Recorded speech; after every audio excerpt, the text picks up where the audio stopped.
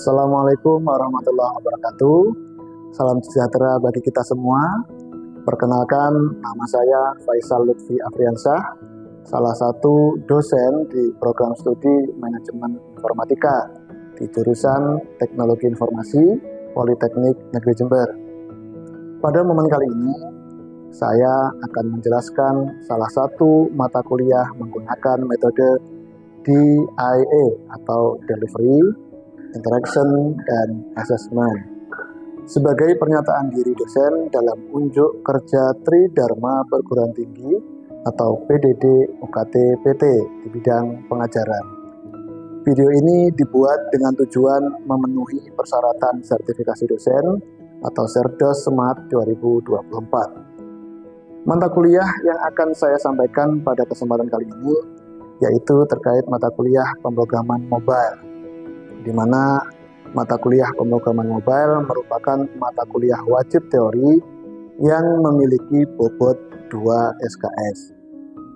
Mata kuliah ini merupakan mata kuliah yang membahas tentang proses menulis kode-kode program untuk membuat aplikasi yang ditujukan untuk perangkat bergerak atau berbasis mobile. Materi mata kuliah pemrograman mobile terdiri dari yang pertama intro pemrograman Android, yang kedua tool pengembangan mobile, kemudian yang ketiga layout, material design, dan scroll view. Dilanjut materi recycle view dan materi yang kelima yaitu materi fragment. Selanjutnya di materi yang keenam yaitu materi intent, dilanjutkan materi ketujuh manajemen file, dan materi ke-8 materi SQLite, materi ke-9 yaitu tentang share preference, materi ke-10 tentang global positioning system atau GPS, dan materi ke-11 tentang access sensor. Dilanjut di materi ke-12 tentang JSON, materi ke-13 tentang retrofit, dan materi ke-14 tentang volley.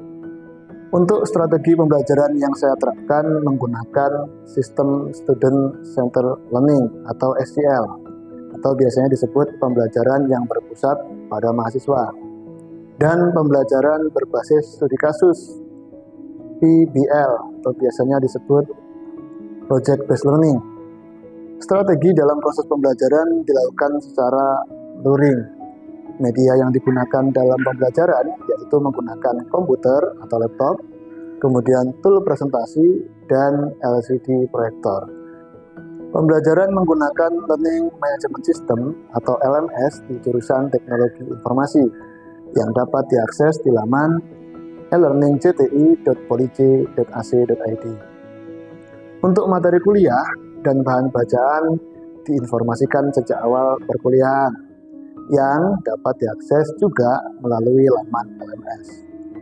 Mahasiswa juga diberikan kuis setelah pembelajaran yang bertujuan untuk mengetahui pemahaman setelah mendapatkan pengajaran.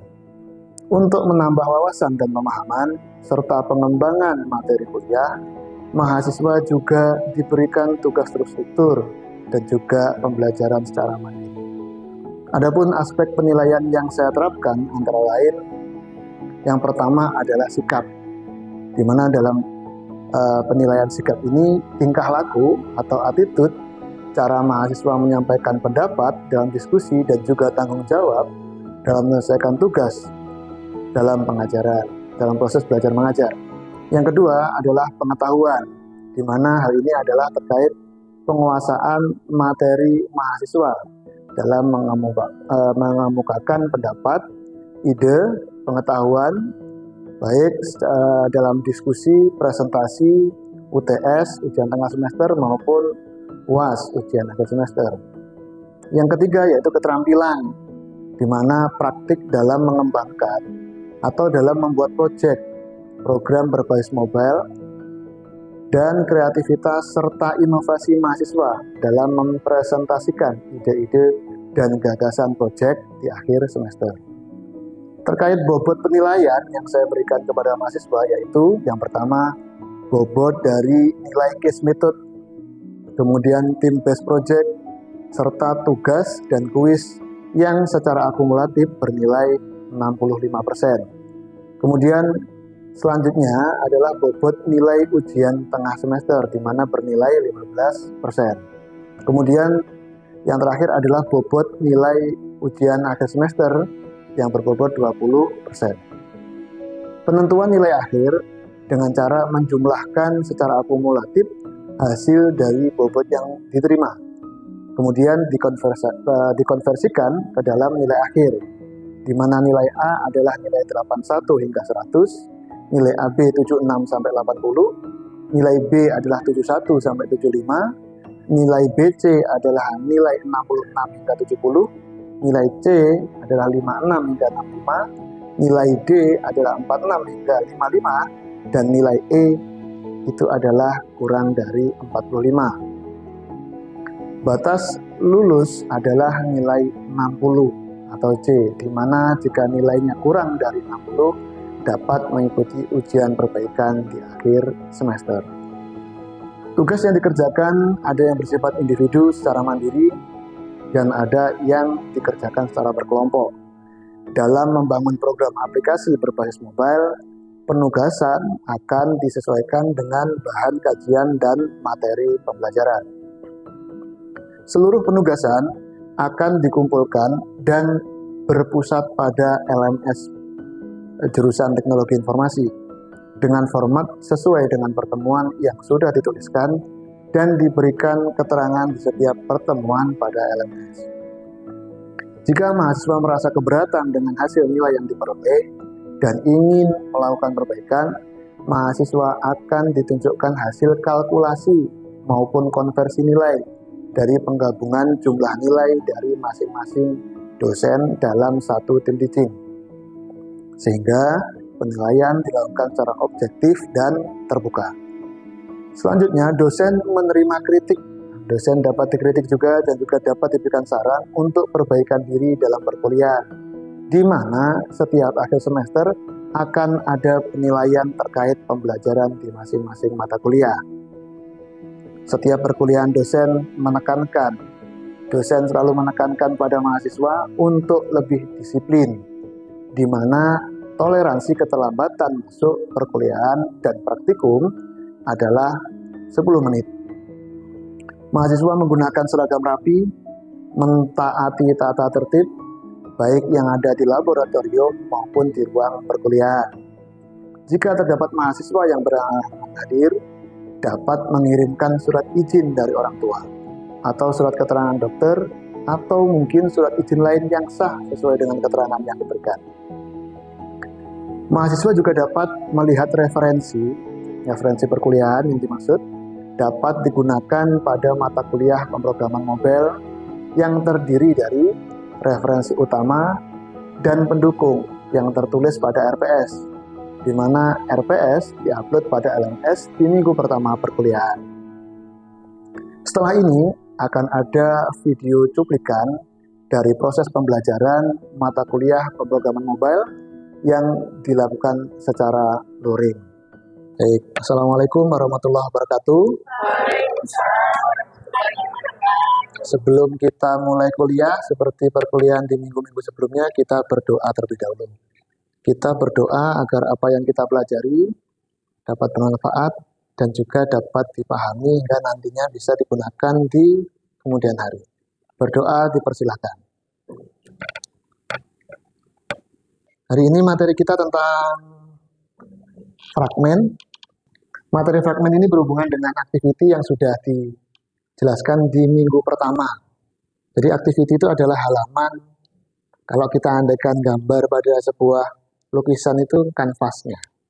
Jadi begini, setiap ada pertanyaan di kelas kita, maka saya memberikan penghargaan dari mahasiswa yang mau untuk aktif di kelas, angkat tangan, jawab, atau mungkin nanti ada yang mau bertanya terkait kurang paham atau perlu penjelasan lebih, itu maka akan ada nilai tambahan keaktifan di kelas untuk nantinya diakumulasikan di akhir semester.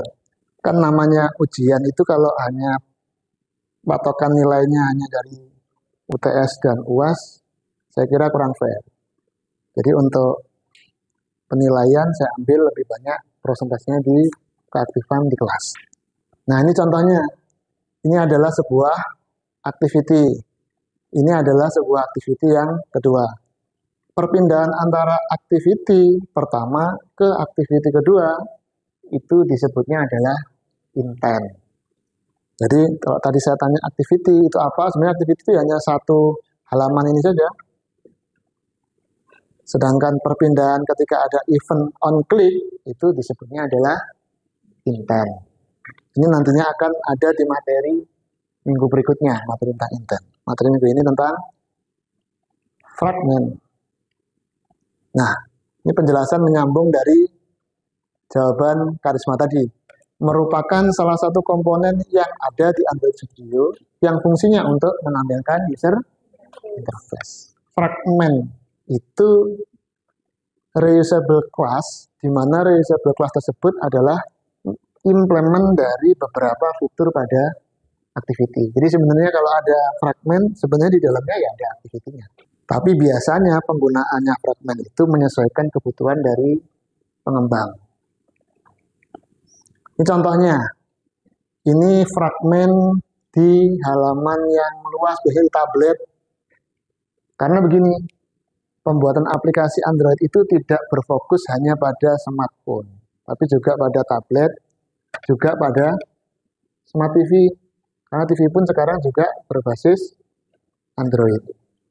Makanya kadang kalau kita cari di Google Play Store TV, mungkin ada yang punya TV Android di rumah, belum tentu aplikasi yang ada di handphone ada yang versi TV-nya. Lanjut ya. Nah, apa yang perlu kalian highlight atau yang perlu dipahami pada materi fragment ini?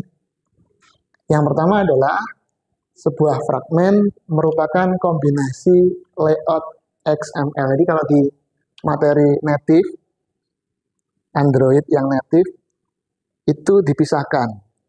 Logikanya ada di nama file.java, itu logiknya di situ.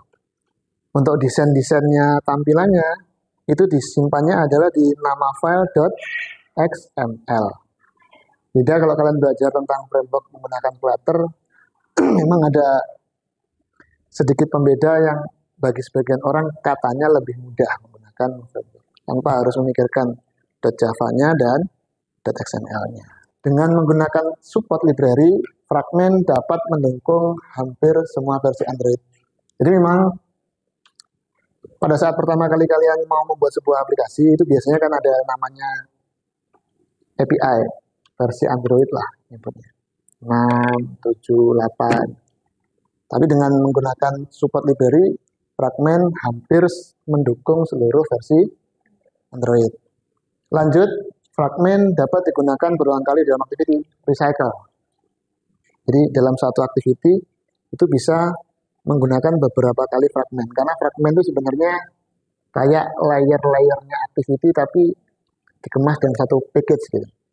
Kalau activity kan ya selembar kanvas, selesai, pinggirkan kanvas baru kan gitu ya kalau activity.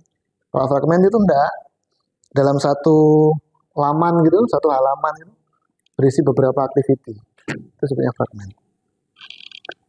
Lanjut, fragment merupakan komponen utuh yang memiliki view, event, dan logic. View berarti tampilan, event ini bisa jadi on click ya. Ketika disenggol, buka ada reaksi gitu. Kemudian logic, meskipun fragment tetap butuh namanya activity. Ini hal yang perlu dipahami tadi. Lanjut di slide berikutnya. Nih, mengapa sih arsitektur orientasi fragment itu penting termasuk activity? Karena menjadi navigational container. Fungsinya adalah untuk melakukan navigasi ke activity lain. Nanti di materi kita ini nantinya akan salah satu slide ada juga di quiz yang nantinya akan saya gunakan sebagai parameter. Namanya pembelajaran itu kan perlu diukur ya. Tingkat kesuksesannya berapa persen, tingkat kegagalannya berapa persen. Makanya ketika nantinya selesai pembelajaran ini, perlu adanya alat ukur, metode ukur, yaitu salah satunya adalah dengan menggunakan kuis. Jadi perlu untuk dipahami beberapa slide yang saya. Ini nggak banyak, hanya sekitar 13 atau 15 itu, banyak gambarnya. Lanjut, beberapa kasus yang bisa diselesaikan dengan fragmen. Salah satunya adalah penggunaan komponen view dan logic berulang kali. Karena tadi di materi yang sebelumnya ada recycle ya, berulang kali di dalam activity. Tentunya memang materi teori seperti ini bagi yang belum nyoba agak sulit untuk memahami. Karena memang materi untuk aplikasi mobile atau pemrograman mobile itu ada materi praktikumnya namanya progressive web apps ya. Ini teorinya. Yang selanjutnya dukungan untuk tablet, dan yang terakhir adalah orientasi layar. Karena begini, yang terakhir nih, kenapa kok orientasi layar ini penting, Pak?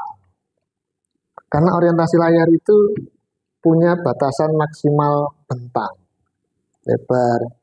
Sehingga kalau semuanya harus berpindah, atau apalagi ada beberapa fitur menu, contohnya seperti yang ini kan di samping ini bisa berupa menu, sampingnya adalah expand dari menu tersebut, gitu kan ya? Nah ini kalau andaikan layarnya kecil, berarti kan perlu ada menu yang ada di bawah untuk mengexpand informasi dari tiap menu yang ada di depan. Kan gitu kan ya? Kalau activity, ya selembar, jadi hanya satu bentang layar saja. Kalau dengan menggunakan fragmen, dalam satu layar, kayak kertas buku, nanti kayak kertas yang ditumpuk. Ceret, balik gitu ya. Bisa dipahami ya kira-kira ya fragmen.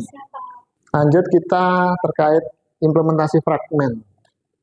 Tadi ada fragmen, tadi ada activity. Kenapa sih Pak activity sama fragmen ini kok selalu dibahas bersamaan ya? Karena mereka satu kesatuan gitu ya. Lanjut, pindah ke activity lain menggunakan intent. Jadi navigation controller itu adalah salah satunya, implementasinya adalah perpindahan antara satu activity ke activity lain. Ketika di sini katakanlah nama Faisal, diklik, tampillah detail tentang Faisal, nama, alamat, jenis kelamin, tanggal lahir, dan sebagainya. Itu perpindahan antara satu activity informasi hanya nama, ketika diklik pindah ke informasi detail nama, itu disebutnya adalah intent, perpindahan antara aktivitas satu ke aktiviti lain.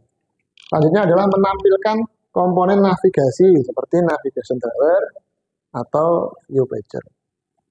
Nanti ada contohnya tuh, navigation drawer, view pager bawah.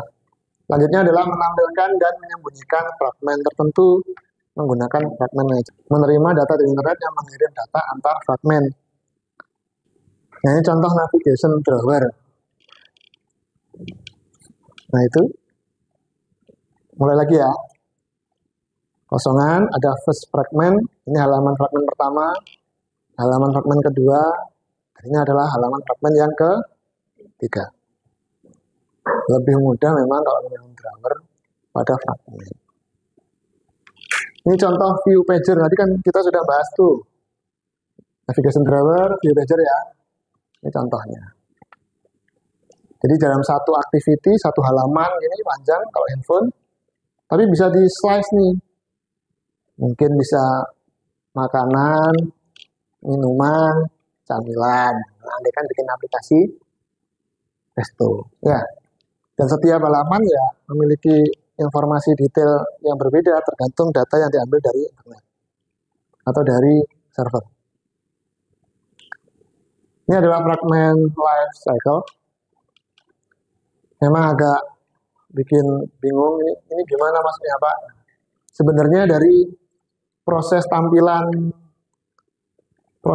apa ya? Tampilan di Android kalian itu di baliknya sebenarnya ada informasi metode nih.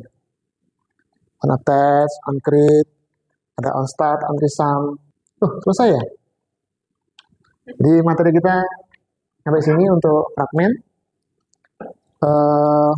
Sebelum kita masuk ke sesi berikutnya, kuis, barangkali ada yang mau bertanya. Siapa yang bertanya? Oke, Karisma, silahkan Karisma. Sebelumnya izin bertanya Bapak, terkait kapan sih waktu yang tepat untuk menggunakan fragmen dan kapan yang waktu yang tepat untuk menggunakan activity? Activity itu biasanya di saat kita membuat sebuah aplikasi yang nantinya informasinya tidak membutuhkan parameter informasi lain yang lebih banyak. Intinya gini, aplikasi yang lebih sederhana. Dengan maksud memang informasi itu cukup ditampilkan dalam satu halaman saja. Google Map itu. Satu halaman kan? Mau di zoom ya tetap di situ kan? Tapi ketika kalian klik rute, intent ke activity yang lain. Nah, sedangkan untuk fragmen, itu biasanya satu aplikasi tapi kompleksitasnya tinggi. Contoh tadi ya, aplikasi resto tadi yang ada makanan, minuman. Biasanya kalau satu activity kan makanan dulu, berarti kan apa ya? Di cluster ya. Makanan, scroll, baru minuman, scroll gitu ya. Kalau pakai fragmen bisa, aku langsung tak mau tanpa harus buka makanan dulu, langsung tak buka di camilan. Langsung tapi hanya camilan. Gitu. Kira-kira bisa dipahami ya, Karisma dan mahasiswa yang lain ya. Yang lain. Oke, pertanyaan yang kedua. Saya Bapak. Krisna, tadi Karisma, Krisna. Kakak. Lanjut, silakan. Permisi Bapak, izin bertanya. Terkait dengan activity tadi Bapak, apakah seluruh tampilan di sistem Android itu pasti memiliki activity? Apakah seluruh tampilan pada aplikasi Android menggunakan activity?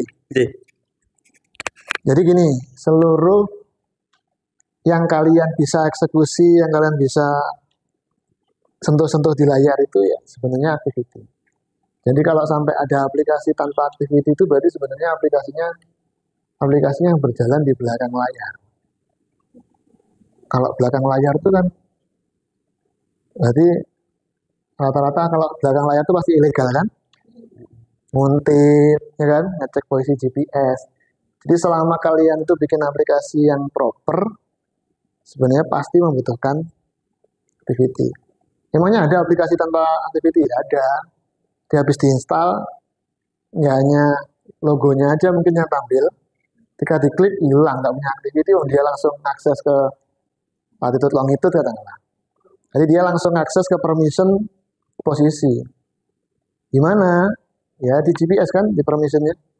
Langsung milih latitude longitude. Jadi nanti setiap 2 detik sekali dia ngepost data ke server. Apa yang diambil? Ya posisi kalian, latitude dan longitude. Gitu Krisna.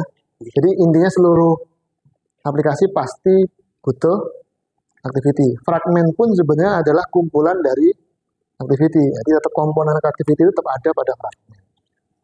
Gitu ya.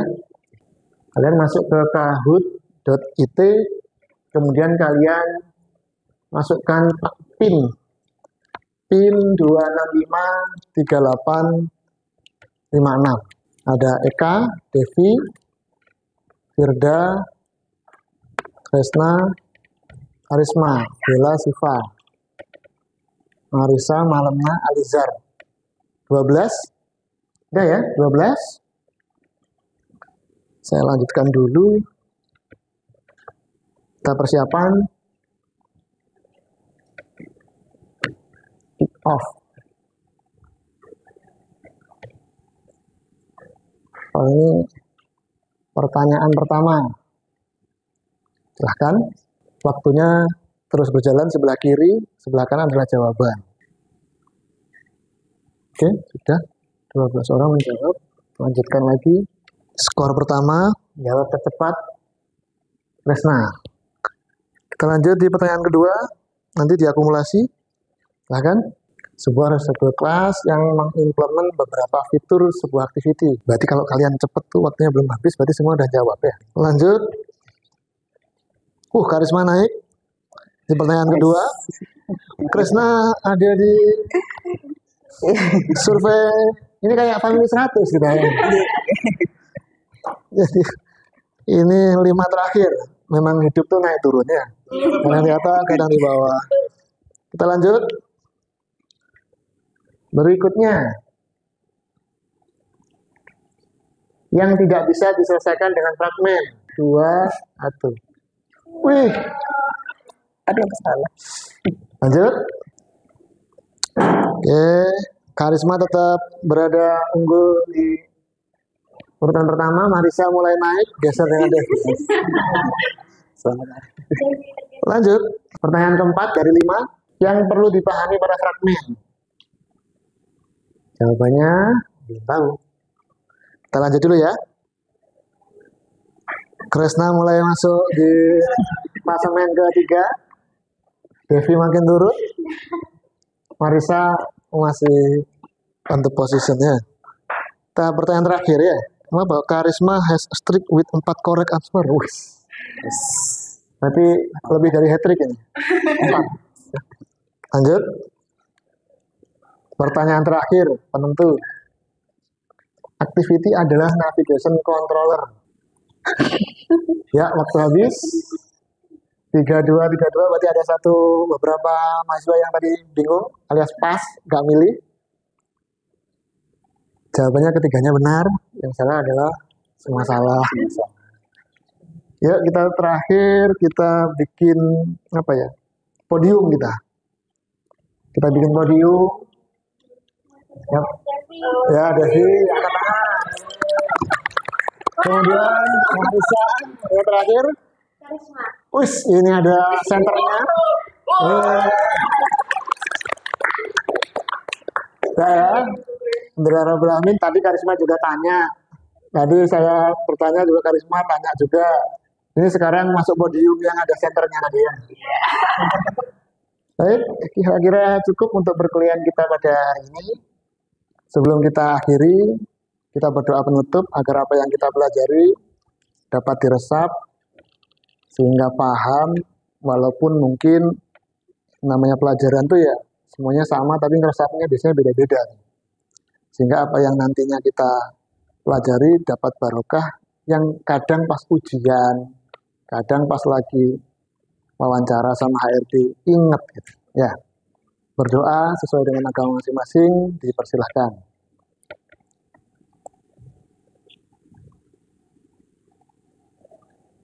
Selesai, terima kasih. Saya akhiri, terima kasih atas kehadirannya. Sampai jumpa kembali di minggu depan. Assalamualaikum warahmatullahi wabarakatuh. Demikianlah video pernyataan diri dosen dalam unjuk kerja Tridharma Perguruan Tinggi PDD UKTPT di bidang pengajaran. Terima kasih saya ucapkan kepada seluruh pihak sehingga saya bisa sampai di tahap ini. Mohon maaf apabila terdapat kekurangan. Wassalamualaikum warahmatullahi wabarakatuh. Salam sejahtera dan bahagia untuk kita semua.